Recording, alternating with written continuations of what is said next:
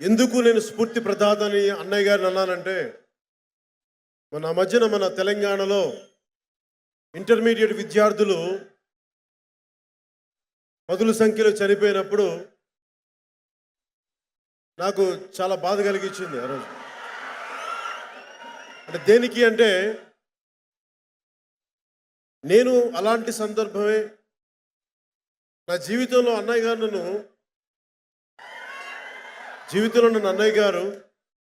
నన్ను 3 సార్లు నన్ను దారి తప్పకుండా కాపాడారు.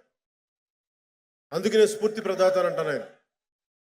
ఒకటి నాకు ఇంటర్మీడియట్లో ఉన్నప్పుడు పక్కన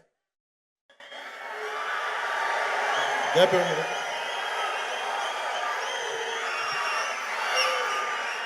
ఎందుకు ఇందాక తెలంగాణలో హైదరాబాద్లో మనకి ఇంటర్మీడియట్ విద్యార్థులు చనిపోయినప్పుడు ఎందుకు ప్రత్యేకంగా బాధ కలిగింది అంటే, నేను ఇంటర్మీడియట్ ఫెయిల్ అయినప్పుడు నాకు అలాంటి నిరాశ నిస్పృహ వచ్చింది.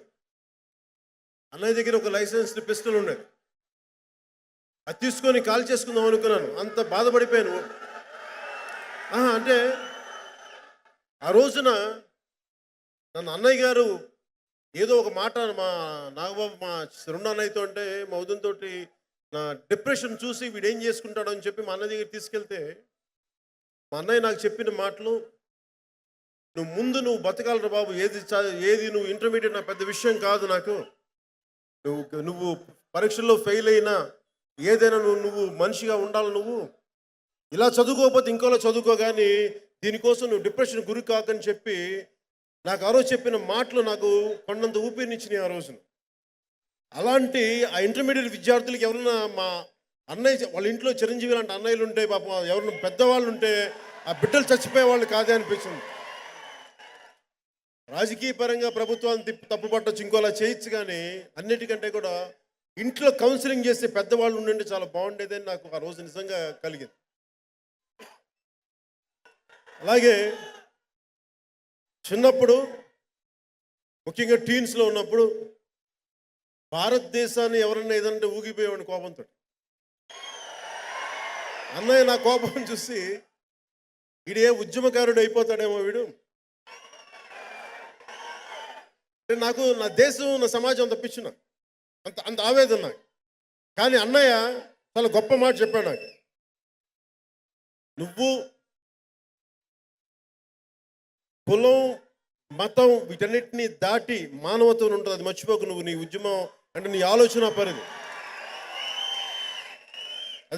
అది నన్ను ఎక్స్ట్రీమిటీస్కి వెళ్లకుండా నన్ను ఆపేసిన మాట. అలాగే ఇంకొకసారి ఇవన్నీ నా జీవితంలో నేను అనుకుని ఏం చేయలేకపోయి చెప్పి 22 ఏళ్ళ వయసులో తిరుపతికి వెళ్ళిపోయి మన నిర్మాత తిరుపతి ప్రసాద్ గారు ఉంటారు, ఆయన ఒక యోగాశ్రమంలో పెడితే నేను సంపూర్ణంగా వెళ్ళి గంటల కొద్దీ మన మెడిటేషన్స్ ఆసనాలు చేసుకుంటే మా అన్నయ్య కనిపించలేదు ఒక 5-6 నెలలు.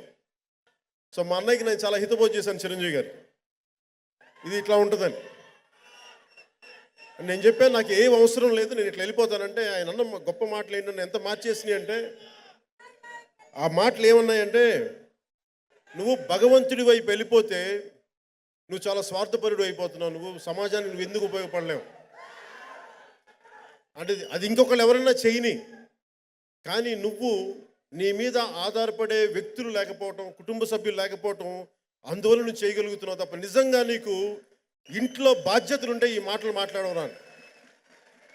ఆ మాటలు ఏదో మా అన్నయ్య గారిని చెప్పాలి, ఆ మాటలు నిజంగా నన్ను తీసుకొచ్చి కష్టపడి దెబ్బలు తిన్నాను, కింద పడ్డాను, మీద పడ్డాను, ఈరోజు నన్ను